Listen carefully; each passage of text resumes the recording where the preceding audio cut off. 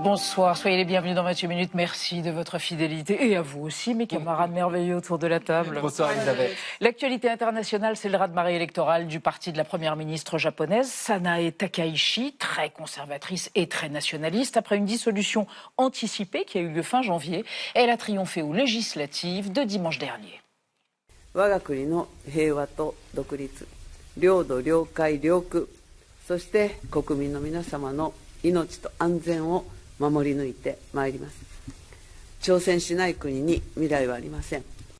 Allié incontournable des États-Unis dans le sud-est asiatique, le Japon va-t-il adoucir ou durcir ses relations avec la Chine, Taïwan étant à moins de 200 km de la première île japonaise? On en débattra ce soir et on vous retrouvera Marie Bonisseau et Xavier Mauduit pour vos chroniques. Oui Elisabeth, et personne ne s'y attendait, le gouverneur de la Banque de France, François Villeroy de Galhau, a annoncé démissionner de ses fonctions. Il va prendre la tête de la Fondation des apprentis d'Auteuil. Et évidemment Elisabeth, nous partons à Auteuil, au galop. Voilà. Et vous, Marie? On va en Italie aux Jeux Olympiques d'hiver. Rien ne va plus. Les médailles des athlètes se cassent. Et ça donne des scènes de victoire cocasses. Comment se fait-il? À tout à l'heure. Et pour commencer, nous avons la joie et même l'honneur de recevoir Cuba et Alaska, deux jeunes femmes ukrainiennes, secouristes en première ligne sur le front depuis le début de la guerre en février 2022. Cuba et Alaska, ce sont des alias, sont les impressionnantes incarnations du courage, de la sororité, du patriotisme et aussi d'un humour bravache, s'en fout la mort. Elles sont au cœur d'un documentaire événement signé Yegor Troyanovski, Cuba et Alaska, qui est disponible sur Arte TV. On retrouve les guerrières de la paix tout de suite.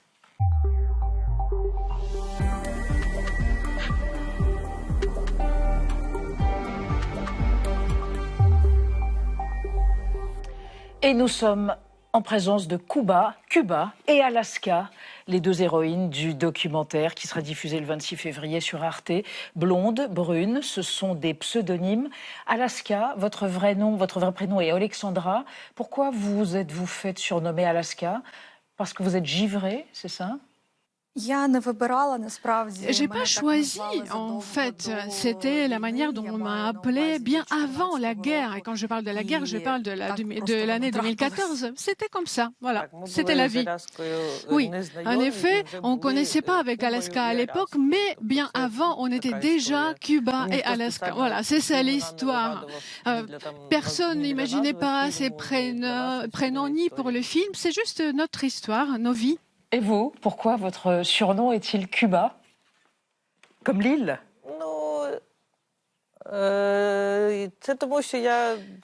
C'est parce que à l'époque, j'ai eu un très fort bronzage. J'allais au festival de musique, je profitais de la vie, et on dirait que tu es d'origine de Cuba. Et voilà, avec le temps, c'est pour ça que j'ai eu ce prénom Cuba. Et c'est resté. Et on va recueillir votre témoignage qui, je dois dire, est une école d'humilité pour nous, après avoir vu le documentaire qui vous est consacré. Mais d'abord, votre portrait à toutes les deux par Gaël Legras. Cuba et Alaska. Dans le documentaire qui vous est consacré, le réalisateur Yegor Troyanovski met en image votre travail de secouriste sur le front ukrainien, mais il illustre aussi la relation amicale, fraternelle que vous entretenez. Alors comment évoquer ce lien particulier tissé en temps de guerre? Pour répondre à cette question, vous avez le profil idéal. Yulia, alias Cuba, vous vivez vos premières expériences de secouriste en 2014 lors de la guerre du Donbass. Alexandra, alias Alaska, vous vous engagez en 2022 après la tentative d'invasion totale de l'Ukraine par la Russie. Dès le début du documentaire, vous êtes toutes deux dans une situation critique, menacée par des bombardements. Я вас всех люблю. Я вас всех, сука, И ненавижу. все будет Украина, бля. Все будет Украина. Не будьте пидорасами. Vous vous en sortez par miracle. Souvent, vos frères d'armes ont moins de chance et vous prodiguez des soins d'urgence aux blessés tout en les transportant à l'hôpital. Mais un jour, Alaska, un drone explose à côté de vous. Vous êtes projeté 10 mètres plus loin, touché à l'entrejambe. Надеюсь, что осколки быстро достанут и как-то я быстро La blessure présente des complications, la rééducation pour parvenir à marcher à nouveau s'éternise. Pendant ce temps, vous continuez toutes deux à échanger des messages, à vous appeler, à vous inquiéter l'une pour l'autre, à vous soutenir mutuellement. Дуже сподіваюся, що коли я повернуся, то ти вже там будеш ходити, і ми поїдемо боротися з танками. Майская танковая охота. Aujourd'hui, Cuba, vous secourez toujours les blessés. Alaska, vous travaillez dans une unité de communication de l'armée ukrainienne. Ну, але я сподіваюся, що ми зробили щось гарне за це життя. Я теж. Не тільки я вона всякого не робила. Та ні, ми однозначно зробили багато всього. À l'occasion de la promotion du documentaire, Cuba, vous précisez, quand on travaille ensemble pour sauver des vies, l'autre devient l'équivalent d'un frère ou d'une sœur. Oui, vous êtes dans une relation d'osmose, comme des âmes sœurs, hein, toutes les deux, définitivement.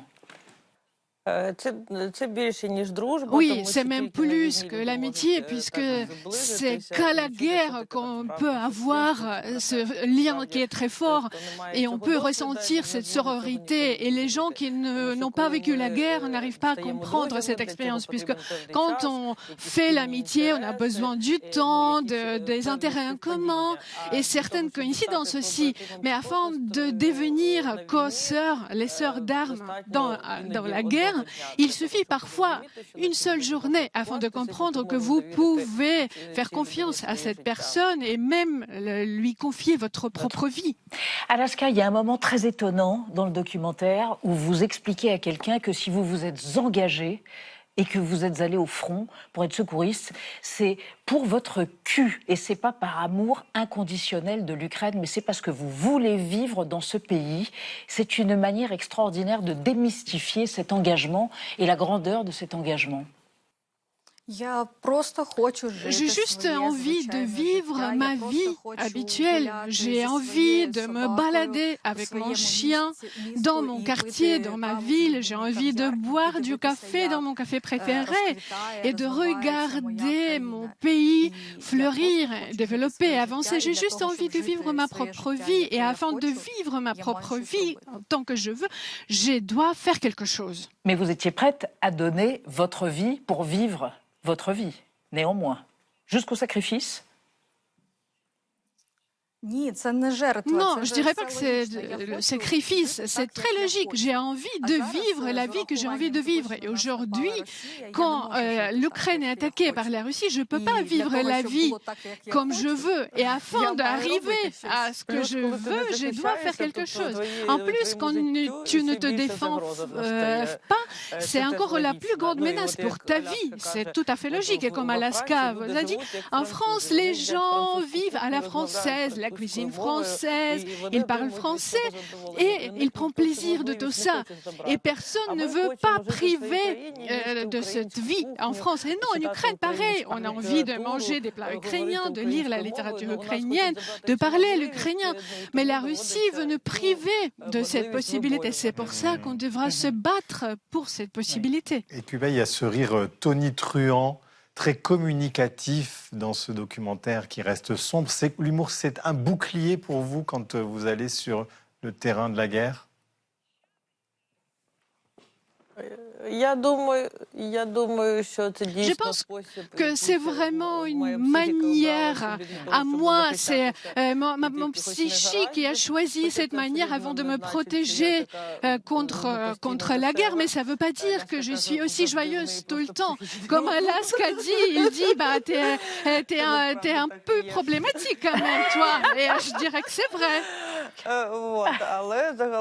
Mais en général, oui, les gens aiment bien mourir, ou bien c'est le contraire, ils détestent et ils veulent me chasser à cause de mourir. On va évoquer avec vous deux, Alaska et Cuba, et avec Anna, le fait que pour remonter le moral des soldats, l'armée ukrainienne envoie des poètes et aussi des musiciens au front. Oui, des concerts incognito dans des bases militaires qui sont tenues secrètes, alors que dehors la guerre fait rage. Ça, c'est le quotidien des musiciens de la brigade militaire des forces culturelles. C'est une brigade qui a été créée en en juin 2022 par le chanteur d'Odessa Mykolai Siarga. Et elle compte aujourd'hui une centaine d'artistes, des musiciens bien sûr, mais aussi des poètes et des comédiens. Et actuellement, cette brigade sillonne l'Ukraine pour, disent-ils, soigner les cœurs des soldats à défaut des corps et puis leur offrir aussi un instant de répit et d'apaisement. Et d'ailleurs, une chanteuse déclarait dans le journal Les Inrocks « Parfois, les chansons que nous jouons pour les soldats seront les dernières qu'ils entendront. Nous devons leur offrir quelque chose d'absolument exceptionnel. » Toutes les deux, Alaska et Cuba, est-ce que, quand vous étiez sur le front, la musique, ça vous a aidé? Est-ce que vous avez rencontré certaines de ces brigades? Je veux dire que nous avons organisé les concerts sur le front, même avant que c'est devenu quelque chose de majeur, même à l'époque, avant 2022, depuis même 2014, avant l'invasion à grande échelle, on a eu plusieurs concerts, les groupes ukrainiens venaient sur le front, et c'est super que les gars se sont organisés ainsi.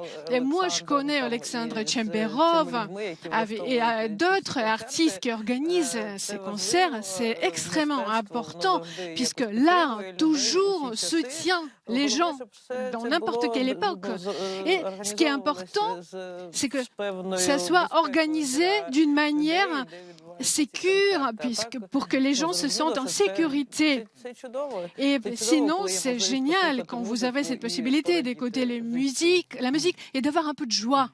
Alaska, vous trouvez que nous, les Européens, on plane un peu, qu'on ne mesure pas la violence de ce que vous vivez depuis le 26 février 2022 et même en amont depuis 2014. On est un petit peu inconscient par rapport à la menace russe, nous autres, les Européens, et on devrait être plus empathiques et actifs.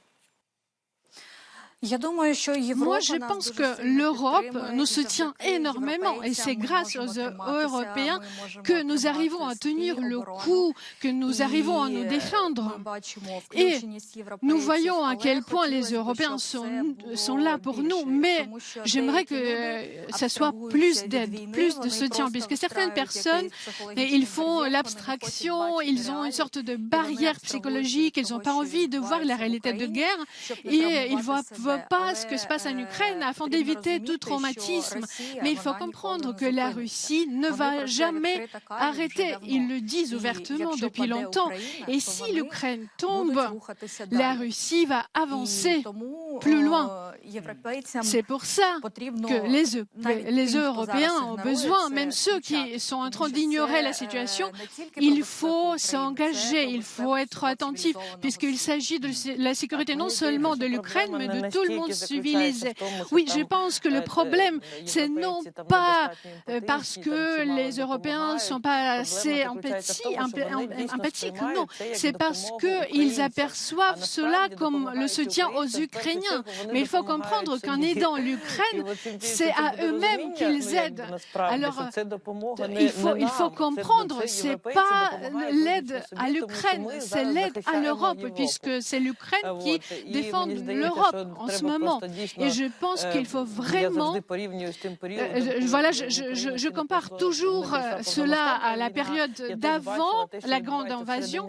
Je voyais ce qui s'est passé à l'époque, avant 2022, en Ukraine. Le peuple ukrainien n'était pas assez connecté, on ne comprenait pas la menace russe. À l'époque, on n'y croyait pas, on pensait qu'il s'agissait d'un conflit local qui était justement seulement dans le Donbass. Et aujourd'hui, quand je viens en Europe, je vois le même calme. Et la manque de compréhension, comment ça peut devenir tragique, cette réalité. Merci. En Europe. Merci Cuba, merci Alaska, Alexandra, Yulia, les héroïnes du documentaire remarquable Journal de guerre au jour le jour qui sera diffusé le 26 février sur Arte, qui a raflé un certain nombre de prix dans différents festivals de documentaires et qui est déjà visible sur la plateforme évidemment de Arte Chérie. Merci encore à toutes les deux, vous êtes impressionnantes, et merci à votre interprète Anna Koryagina. On passe à notre débat sur les conséquences de la victoire écrasante aux législatives japonaises du parti de la première ministre ultranationaliste, la dame de fer, Sanae Takaichi, dimanche dernier. Augmentation du budget de la défense, allégeance sans faille aux États-Unis, annonce sucré-salé sur le soutien japonais à Taïwan depuis quelques mois.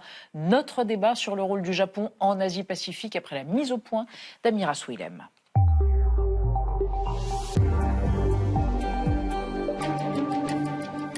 Tsunami au Japon. La première ministre remporte son défi haut la main. Sa dissolution de l'équivalent de l'Assemblée nationale a payé.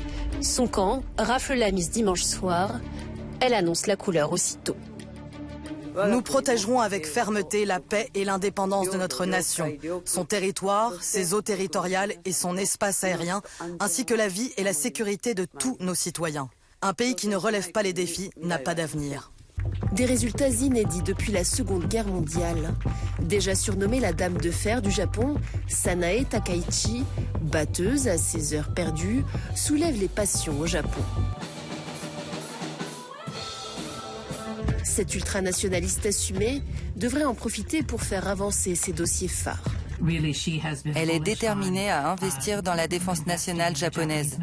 Elle augmente déjà les dépenses militaires pour qu'elles atteignent les 2% du PIB d'ici la fin de l'année. Une détermination qui plaît ou déplaît, c'est selon. Certains voisins, à commencer par la Chine, s'inquiètent du discours martial de la nouvelle première ministre japonaise qui n'a pas hésité à menacer d'intervenir en cas d'attaque de Taïwan par les Chinois. Nous adressons une sévère mise en garde aux autorités japonaises au pouvoir. La détermination du peuple chinois à protéger les intérêts fondamentaux de la nation est inébranlable. Donald Trump, lui, au contraire, savoure. Le merveilleux peuple japonais qui a voté avec tant d'enthousiasme aura toujours mon soutien indéfectible. Le Japon va-t-il devenir le grand allié des États-Unis dans la zone ? Le succès électoral de Sanae Takaichi va-t-il accroître les tensions dans la région? Ou au contraire, favoriser une désescalade dite pragmatique? Que veut vraiment Sanae Takaichi? Nos trois invités, Caroline Postel-Vinet, bonsoir, directrice de recherche au CERI, spécialiste du Japon. Votre dernier essai, Face à l'incertitude, le Japon, laboratoire de l'imprévisible.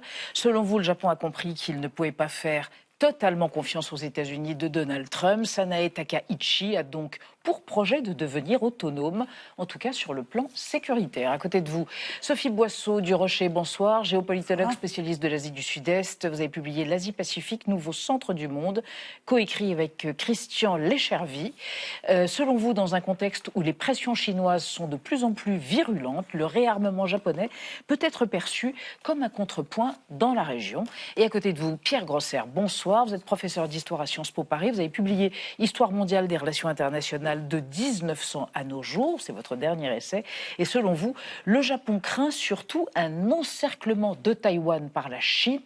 Et Trump se réjouit de son côté du réarmement japonais qui renforce l'autonomie militaire japonaise, donc tout en offrant aux États-Unis un atout stratégique face à la Chine. Et on démarre le débat avec la majorité du jour. Oui, elle est écrasante. Hein. C'est celle obtenue donc par la nouvelle première ministre japonaise Sanae Takaichi. Son parti, le Parti libéral-démocrate, regardé, a remporté 315 des 460 sièges de la Chambre basse du Parlement avec un parti allié de centre-droit, le JIP. Ça donne même 351 députés, de quoi avoir les mains libres pour appliquer sa politique. Caroline Postel-Vinet, elle avait pris tout de même un risque avec cette dissolution et elle l'a gagné haut la main, ce pari. Ah oui, c'est quand même Comment vous l'expliquez?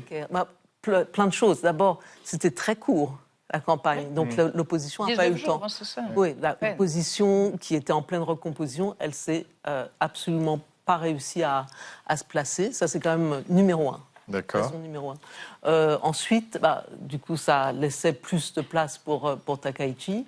Et puis, elle avait un discours qui a finalement remporté sur le pouvoir d'achat, parce que c'est quand même le sujet numéro un pour les Japonais. C'est le prix du riz, la vie quotidienne qui est très chère. Et là-dessus, les discours ont été confus et c'est elle qui a réussi à remporter la mise sur ce sujet-là.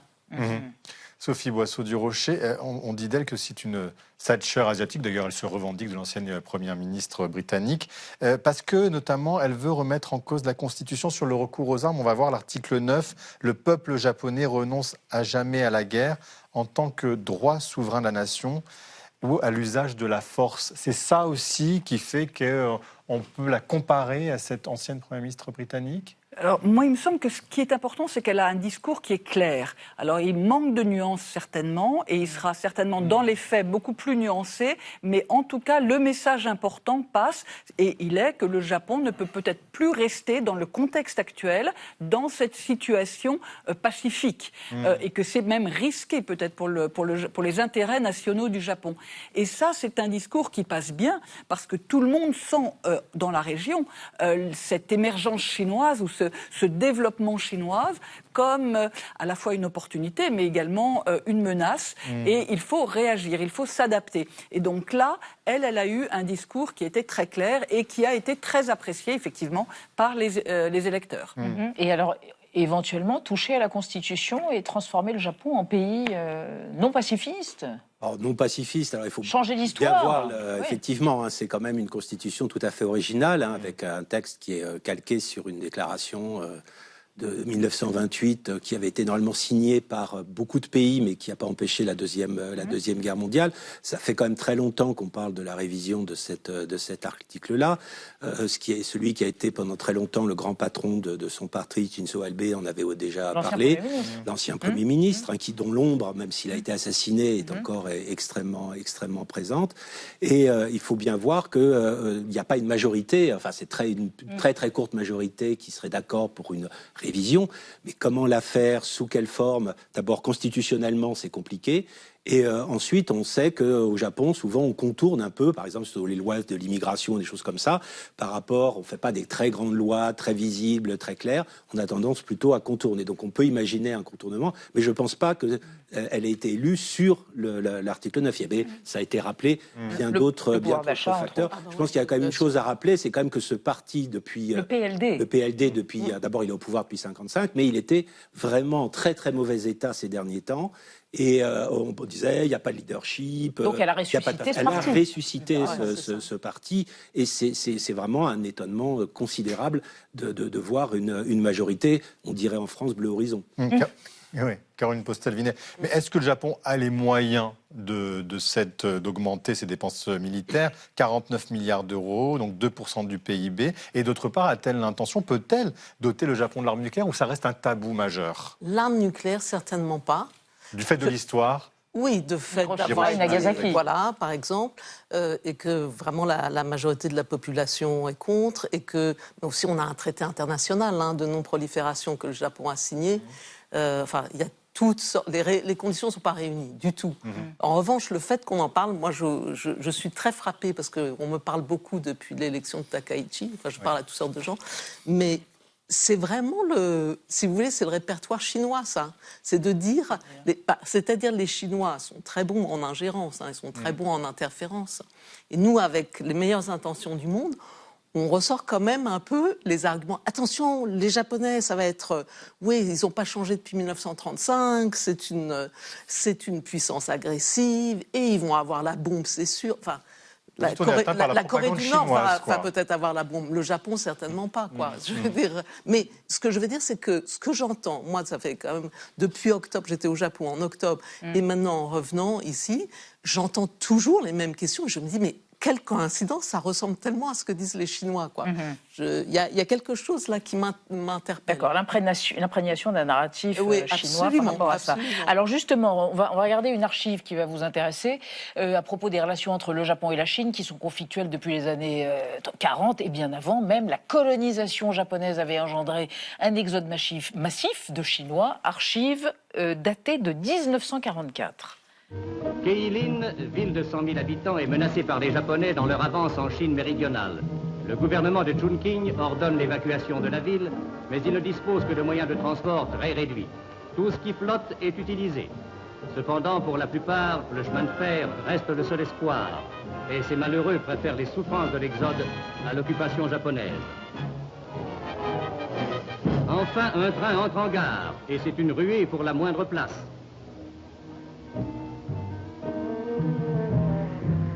Ainsi, 100 000 Chinois se sont repliés vers l'intérieur du pays où, tenaces, ils continueront la lutte. Sophie Boisseau-Durocher, quelle est la relation exacte aujourd'hui entre la Chine et le Japon? Parce que la nouvelle première ministre avait eu un discours très offensif au début, en disant pas touche à Taïwan parce qu'on sera là, sinon il pourrait y avoir conflit. Puis finalement, elle a fait part de sa volonté de dialogue avec la Chine lors de sa première prise de parole, comme après la dissolution et de sa victoire. Écoutez, la réalité, c'est que ce sont deux pays qui sont très interdépendants, à la fois sur le plan économique et financier, évidemment, sur le plan commercial. Hein. Je rappelle quand même que la Chine est depuis le début des années 2000 le premier partenaire commercial du Japon. Aujourd'hui, le Japon est le troisième partenaire commercial en tant que pays de la Chine. La communauté chinoise au Japon est importante. Hein. On approche quand même les 900 000 personnes.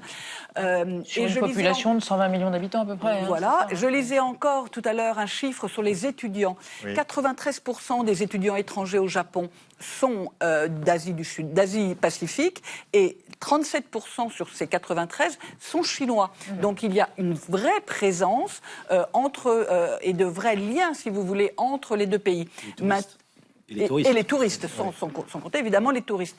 Donc il y a des liens de proximité, ce sont deux voisins réels. Maintenant, la Chine reste un pays dirigé par un parti autoritaire qui a des ambitions clairement affichées et qui, en tout cas, même quand elles ne sont pas affichées, se revendiquent d'une certaine prédominance, une certaine hiérarchie dans la région. Et ça, ce n'est pas tout à fait audible. Et c'est ce que voulait dire, je pense, la première ministre japonaise en novembre dernier, quand elle s'est adressée à la Diète, c'était de dire maintenant, à propos de Taïwan, le Japon revient dans les jeux régionaux. Et Pierre Grosser, et il y a une proximité, donc il y a une interdépendance, il y a une proximité géographique. Il y a quelques îles japonaises qui sont à 200 km à peine de Taïwan. 100 km. Oui, c'est ça. Et d'ailleurs, il y a dans les revendications, parce qu'il y a beaucoup... revendications territoriales sur ces îles. Donc il y a effectivement un certain nombre de problèmes territoriaux, et notamment il y a cette idée que toutes ces îles qui appartenaient à ce qu'on appelle le royaume de Ryukyu jusqu'au 19e siècle, et qui étaient en gros liées à la fois à la Chine et au Japon, étaient annexées par le Japon, ont été administrées par le Japon, et de temps en temps la Chine soulève. Qui les appelle cette avec un nom chinois d'ailleurs. Voilà, donc bien sûr, dans la région il faut faire. D'ailleurs, vous avez mis mer de Chine orientale, mer de Chine méridionale. C'est très précis. Non, c'est que. Mes livres sont interdits au Vietnam parce que j'ai mis mer de Chine du Sud.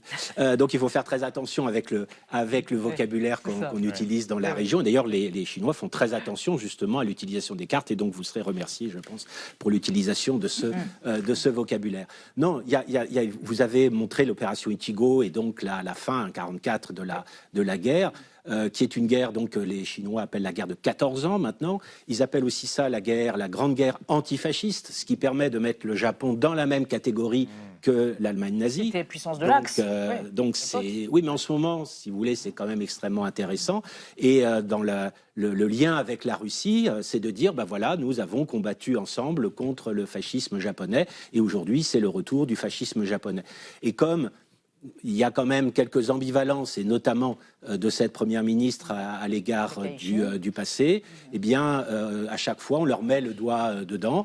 Et de toute façon, même si le Japon s'excusait, c'est quand même le crime de lèse-majesté. Normalement, c'est la Chine au centre et le Japon à la périphérie. Et là, que le Japon ait voulu se mettre au centre et mis la Chine en périphérie, en tuant quand même un paquet de millions de personnes, c'était un crime absolument épouvantable. Alors on va évoquer avec vous trois et avec Anna la manière dont la Chine fait pression, de manière économique, sur le Japon. Oui, parce qu'ils n'ont pas apprécié la déclaration de la première ministre japonaise le 7 novembre 2025. Elle laisse entendre que le Japon donc, pourrait intervenir militairement en cas d'agression de Taïwan. C'est un tollé en Chine, propos inappropriés, ingérence flagrante, provocation manifeste, répond le gouvernement, avant de dégainer des mesures de représailles dans deux secteurs clés, le tourisme et les terres rares. Donc la semaine qui a suivi cette déclaration, le ministère des Affaires étrangères chinois a d'abord déconseillé aux Chinois de se rendre au Japon. C'est un effet immédiat. Au mois de décembre, 1900 vols ont été annulés. C'est l'équivalent de 40% des réservations. Et si cette baisse se poursuit, elle pourrait à terme impacter l'économie japonaise. Les Chinois représentent un quart des touristes étrangers, mais surtout, ce sont les plus dépensiers avec 51 milliards d'euros en 2025. Et puis l'autre mesure de rétorsion, c'est l'interdiction depuis début janvier d'exporter des produits à usage civil et militaire vers le Japon, et notamment les fameuses terres rares dont l'industrie japonaise est très dépendante. Avec cette mesure, plusieurs secteurs pourraient immédiatement être impactés, l'automobile, l'électronique, le secteur médical, l'aérospatial. Et les économistes japonais anticipent qu'en un an, cette mesure pourrait faire chuter le PIB d'environ 0,4%. Caroline Postelvinet, est-ce que le Japon, aujourd'hui, a les moyens de ce bras de fer diplomatique, voire militaire, avec la Chine ? Alors, le problème vient plutôt des États-Unis, mais commençons par la Chine. J'étais là au Japon j'étais à Tokyo quand Xi Jinping a dit arrêtez d'aller au Japon. Aux touristes, donc. Aux touristes chinois. Et ils étaient toujours là. Moi, je disais, alors, qu'est-ce que vous faites là? Vous n'écoutez pas votre leader? Non, mais sérieusement, l'impact que j'ai vu, c'est 3% pour le moment de baisse. Le Japon n'est pas encore un pays qui dépend du tourisme. C'est pas ça la situation. Par contre, le vrai sujet, je veux dire, qu'il y ait des représailles, c'est pas les premières représailles, tensions entre la Chine et le Japon. Ça fait maintenant, enfin, depuis que Xi Jinping est là, et en gros, depuis le début des années 2000, on a des tensions qui vont, qui viennent. Le grand problème, la grande question, c'est Donald Trump. Parce que quand Mme Takaichi a dit « non pas attention, on va vous attaquer », mais elle a simplement dit « ce serait une menace existentielle pour le Japon », ce que c'est. Le encerclement de Taïwan, c'est une menace existentielle pour le Japon. Qu'a fait Donald Trump? Il a dit « on vous aime bien les Japonais, mais baissez d'un ton ». S'il vous plaît, ne marchez pas sur les doigts de pied de M. Xi Jinping. Donc voilà, ça, et nous on a eu ce sujet en Europe, on a ce sujet avec le Groenland, avec l'OTAN, etc. Ils ont le même sujet au Japon et en Corée du Sud, avec la différence qu'eux, ils n'ont pas d'OTAN, ils n'ont pas d'équivalent d'Union européenne. Donc c'est ça vraiment le problème. Donc, Sophie Boisseau-Durocher, vous diriez la même chose, il n'y a pas d'axe qui est en train de se dessiner entre les États-Unis et le Japon, autant qu'on pouvait le penser, ou que la Première ministre récemment l'espérait. On attend la prochaine visite d'ailleurs de la Première ministre à Washington le 19 mars, donc les choses seront peut-être dites plus clairement. Mais ce qui est sûr, c'est que même si le discours est rassurant, il y a un doute existentiel sur l'influence américaine et sur le bien fondé de cette influence américaine, parce que Trump n'est pas le premier, mais d'autres présidents américains avant lui se sont comportés parfois de façon très ambiguë. Donc, est-ce que les États-Unis sont un partenaire 100% fiable? Ce n'est pas sûr. Et donc... C'est ça, nous aussi, on a cette question. C'est exactement ça. Parce que Trump l'imprévisibilité. Chaleureusement félicité après son élection. Oui, bien sûr. Mais ce sont des mots. Oui, écoutez, tous les leaders asiatiques, ils font ce qu'ils voient qu'ils ont un président avec un ego gros comme ça. Ils lui donnent des clubs de golf en or. À elle? Oui. Non, c'est des Coréens qui ont à Shinzo Abe. Non, mais bien sûr. Et depuis que Donald Trump a fait son second mandat, il a un gros ego, donc on y va. Je veux dire, ils ont beaucoup moins de complexes que nous. Alors, attendez, on va quand même écouter le secrétaire d'État au Trésor américain qui a semblé donner des gages. Écoutez, au Japon. Japan, the prime minister called a snap election, the quickest snap election in Japanese history. And boy, has she had a big victory today. She's going to have 2/3 majority in the upper house. President Trump endorsed her last week. She is a great ally, great relationship with the president. And when Japan is strong, the U.S. is strong in Asia. Ça sonne comme une idylle quand on entend le secrétaire d'État, secrétaire au Trésor américain entre les deux pays. Oui, alors il faut relativiser aussi. Il faut relativiser d'abord. Il y a la première chose, c'est que par rapport à Trump, ils ont quand même le souvenir que le début de la carrière de Trump, c'était de ce qu'on appelait le Japan bashing, c'est-à-dire de critiquer le Japon parce que le Japon ne dépensait presque rien pour ses dépenses militaires, 1%, était en train de tailler des croupières en termes industriels, financiers à la Chine, donc à la fin des années 80. Donc le rapport entre les deux n'est pas terrible. Après, il faut bien rappeler que c'est quand même une alliance qui est extrêmement forte. qui est une alliance qui donc est née en 1951. Il y a eu énormément de tensions au Japon contre cette alliance et aujourd'hui, elle est absolument pas remise en cause. Hein. L'extrême gauche, le Parti communiste, ils ont 5 sièges. Hein. Donc voilà, les critiques sont quand même relativement faibles. L'autre chose, je crois, qui est quand même très important, c'est puisque la comparaison a été faite avec l'Europe, c'est que la situation est quand même assez différente. C'est-à-dire que les Américains n'imaginent pas faire la guerre avec la Russie. Et donc l'Europe a perdu quand même très largement de son importance stratégique. Tandis que s'il y a une guerre contre la Chine, ce qui quand même reste dans les possibilités, dans l'esprit aux États-Unis, le Japon est absolument central. Parce que ça fait, on parle de lignes stratégiques, il y a tout un vocabulaire et c'est évidemment 55 000 hommes qui sont encore stationnés au Japon. Américains, bien entendu. Et puis il y a quand même cette question fondamentale, c'est est-ce que les Chinois, donc, dès le début de la guerre, bombarderaient les bases américaines ? Donc ça, c'est quand même une question sur le sol japonais. Sur le sol japonais. Et puis, il y a toute la question, c'est qu'en ce moment, les Chinois sont en train d'étudier la stratégie américaine pendant les guerres du Pacifique. Et ça perçoit que ce qui est très, très important, c'est toute la logistique qui est arrivée depuis les États-Unis de 1941-1945. Et donc, leur intérêt maintenant est d'une certaine façon de contourner le Japon et donc de s'intéresser à ce qu'il y a derrière, c'est-à-dire le Pacifique occidental.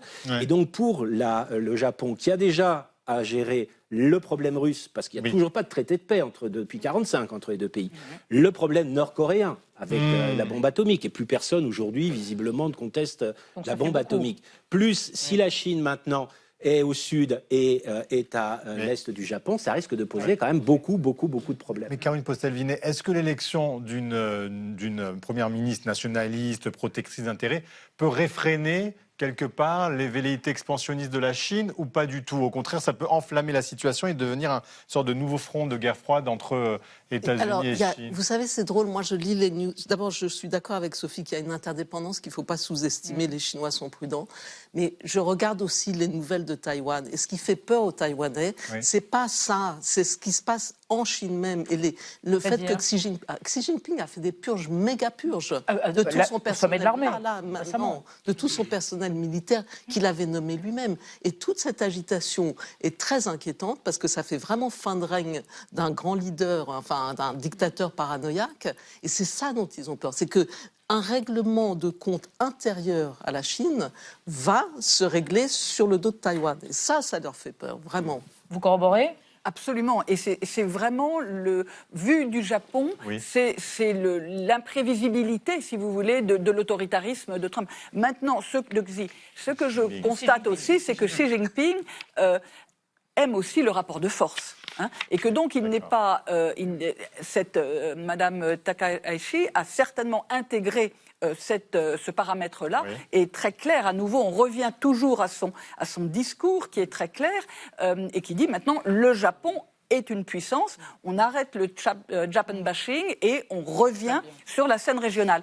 Il y a un terrain dont on n'a pas encore parlé et qui est intéressant, c'est l'Asie du Sud-Est, justement, qui est vraiment un champ de bataille silencieux entre la Chine et le Japon. On en parlera lors du prochain débat, car c'est fini. Ori, arigato gozaimasu. Voilà, à tous les trois. Merci beaucoup d'être venus nous éclairer sur les relations dans ce Sud-Est, dans cette Asie-Pacifique. On va rester dans l'actualité avec Xavier Mauduit et Marie Bonisseau. Le gouverneur de la Banque de France quitte son poste pour s'occuper des apprentis d'Auteuil. Et les médailles qui commencent à être distribuées au JO d'hiver en ce moment ne sont même pas des médailles en chocolat. Quel est le problème? On verra. D'abord, le mot vedette du jour, société offshore, un gentil petit mécano juridique qui permet d'échapper à l'impôt puis à tous les contrôles, comme ça a été le cas pour la société montée par Caroline Lang et Jeffrey Epstein en 2016. C'est entendu. Pourquoi dit-on société offshore? La société offshore. Eh bien, une société offshore. Qu'est-ce que ça veut dire? Exactement ce que ça dit. Merci de m'en dire un peu plus. Entendu. La vie secrète des mots vedettes. Société offshore, du latin socius, allié, de l'anglais off au large et shore, côte, en bon français société extraterritoriale, désigne une société nageant hors des eaux fiscales françaises. Le 6 février, le PNF a ouvert une enquête préliminaire sur les liens supposés entre un ex-ministre et la société offshore de sa fille et d'un pédocriminel défunt. Le 30 janvier, l'administration américaine a publié 3,5 millions de pages de documents liés au milliardaire, inscrit au registre des délinquants sexuels depuis 2008 et mort en prison en 2019. Certains concernent sa création en 2016 d'une société offshore dont l'objet était l'achat d'œuvres d'artistes émergents sur les conseils de la fille de l'ex-ministre. Cette société, immatriculée dans un territoire inscrit sur la liste noire européenne des paradis fiscaux et non déclarée au fisc français, avait pour actionnaires 2 entités prête-nom, celui de Monsieur le financier pervers et celui de Madame la fille de. Une société offshore n'est pas forcément illégale en France, à condition d'être totalement transparente. Un résident fiscal français est imposable sur son patrimoine et ses revenus mondiaux. Le but d'une société offshore est de dissimuler l'identité de son propriétaire derrière une entreprise, laquelle profitera d'un système fiscal avantageux et anonyme, tant que le paradis fiscal d'accueil refuse de poucave ou qu'une fuite s'en charge. En 2016, un cabinet panaméen spécialiste de la création de sociétés offshore se fait barboter sa liste de clients, compromettant la quiétude fiscale d'une galaxie d'évadés, certains de classe mondiale comme les chefs d'État ou de gouvernement de 7 pays. Si la parole est d'argent sale, le silence est d'offshore. Merci Thibault Nolte, Marie Bonisseau et cette tresse incroyable. Ah ouais, non mais dingue. Et Xavier Mauduit, cette chevelure luxuriante, hein, comme tous les soirs. Alors, cher Xavier, le gouverneur de la Banque de France, François Villeroy de Galhau, va quitter ses fonctions en juin prochain. 1 an avant la fin de son mandat, il l'a décidé, il va présider la fondation des apprentis d'Auteuil. On y va à Auteuil? C'est où? C'est près de Paris. Oui, c'est ça. Oui, pour préciser à nos amis. D'ailleurs, aujourd'hui, parce que le 19 mars 1866, l'abbé Roussel fonde l'œuvre de la première communion. Cet homme-là a alors 41 ans, il vient de la campagne, il vient du côté d'Alençon, vous voyez, entre la Sarthe et la Normandie. Famille modeste, hein, il est envoyé à Paris pour trouver un métier. Alors, il fréquente les sociétés de bienfaisance, notamment celle de Saint-Vincent-de-Paul, et il devient prêtre. Oui, sauf qu'il ne veut pas se contenter de donner la communion. Lui veut agir, il s'inscrit dans un mouvement du clergé français, alors, c'est-à-dire lutter contre la déchristianisation, vous savez, ce qui marque le pays depuis la Révolution française, et dans le même temps répondre aux maux de l'industrialisation, l'exode rural, les gens qui arrivent à Paris, qui ne retrouvent pas les solidarités du village, et ça touche particulièrement les plus jeunes. Alors lui agit dans le quartier de Grenelle, on est à l'ouest de Paris, il vient en aide aux gamins des rues, aux orphelins. Vous l'avez compris, sa motivation première, c'est la communion. Et c'est pour ça qu'il a le soutien de sa hiérarchie.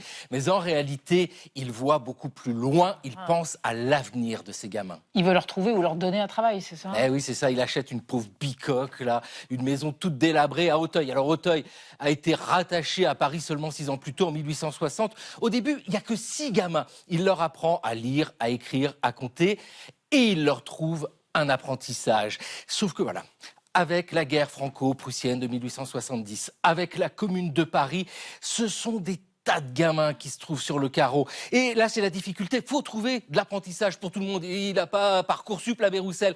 Donc, il a du mal. Dès lors, il a l'idée absolument géniale de fonder ses propres ateliers à Auteuil. Pour former des menuisiers, des serruriers, des tailleurs et surtout des imprimeurs et des typographes. Ça, c'est vraiment le cœur des apprentis d'Auteuil avec la parution d'un journal, La France illustrée. Alors, c'est formidable tout ça, sauf qu'il y a toujours le problème des financements. Et en 1878, pour répondre à cela, la fondation des apprentis d'Auteuil prend la forme d'un patronage. Un patronage pour faire rentrer de l'argent avec, comme président, le marquis de Plouec, qui est ancien gouverneur de la Banque de France. Vous voyez, ils étaient 6 au début, très vite des centaines, très vite des milliers, des dizaines de milliers. Et c'est par le travail qu'il y a la réussite, des vies authentiquement sauvées pour des gamins qui savent qu'on ne réussit pas dans la vie comme dans un fauteuil. Bien sûr, et puis Villeroy de Galhau, Galhau à Auteuil. Voilà, prédestiné, tout est logique. Chère Marie, les 25e JO d'hiver ont lieu en ce moment à Milan et Cortina d'Ampezzo en Italie. Et les premières médailles se sont déjà cassées. Mais oui, c'est n'importe quoi. On ne peut plus faire confiance à l'or, Elisabeth. Alors. Écoutez, il y a une poignée d'athlètes olympiques qui ont été douchés en pleine euphorie alors qu'ils et elles célébraient leur victoire par des sauts de joie. Alors ça, je comprends. La seule médaille de ma vie, c'était bronze au cross du collège. J'avais moi aussi pas la première sauté étoile. de joie. Non, c'était que ça. Sauf que, figurez-vous que cet hiver 2006, ça a l'air beaucoup trop risqué de sauter avec une médaille, puisque regardez bien l'Allemand qui est à gauche de l'image et qui célèbre. Voilà, elle est tombée. C'est l'équipe d'Allemagne de biathlon en relais mixte. Et juste, il sautait comme ça. Mal attaché. Elle est tombée, voilà. Non, pas mal attachée. Pas mal attaché. On a mené l'enquête. Pire. Alors, c'est arrivé, il n'est pas le seul, c'est arrivé à un fondeur français, c'est arrivé à une championne de descente américaine, à une patineuse américaine, etc. À chaque fois, selon l'agence de presse Reuters, qui cite des sources proches de cet épineux dossier, ce serait le fermoir de la médaille qui se brise en fait. Le fermoir, vous savez, c'est cette petite boucle qui relie le cordon au disque, exactement. Et alors en fait, il pourrait s'agir d'un mécanisme de sécurité trop efficace. En fait, normalement, le fermoir, il est censé se briser si on vous étrangle avec la médaille. Donc, il se brise c'est une mesure de sécurité. Mais là, il se brise trop vite, juste quand on saute. Voilà, ce serait ça le problème. Ouais. En tout cas, en attendant d'en être sûr, il y a un stand de réparation de médailles qui a été mis en place en urgence pour ces breloques qui font leur petit poids, quand même 500 grammes d'argent. Et puis, vous rajoutez quelques grammes d'or, c'est du plaquage seulement pour la médaille d'or. Alors, pour le moment, j'ai regardé, les athlètes semblent garder le sourire avec leur médaille cassée. Mais quand même, j'ai vérifié, ça tombe très, très mal. Puisque la valeur pure de ces médailles a plus que doublé par rapport à nos JO de Paris qui étaient il y a 2 ans. En fait, il y a eu la flambée des cours des métaux. Et donc, CNN a calculé, on serait sur quasiment 2 000 € la valeur d'une médaille d'or cette année en Italie. Donc, je serai une skieuse, je ne la laisserai pas par terre, je la récupère et je la Vous récupérez en 1000 morceaux. Voilà, je la fais fondre à la fin de la compétition. Mais je ne respecte rien. Et puis, j'évoquais les médailles des JO de Paris. Il n'empêche qu'elle nous rappelle qu'il ne faut pas nous moquer de la débâcle de nos voisins italiens, puisqu'il y a 2 ans, la Monnaie de Paris avait dû remplacer 220 médailles abîmées qui avaient été rendues. Alors, elles ne se brisaient pas, celles-là, regardez, elles étaient oxydées. Elles devenaient grisâtres, ça ressemblait plus à rien. Voilà, moralité, je vous propose qu'on arrête les médailles. Du riz dans les médailles. Jouons pour la beauté du geste et du sport, pas pour les breloques. La mienne, celle du cross, elle a pris la poussière pendant 30 ans et maintenant elle sert de cale-porte. Tout ça pour ça. Sa destinée. Voilà. Merci Marie, merci à tous. On se retrouve demain à 20h05. Tchuss.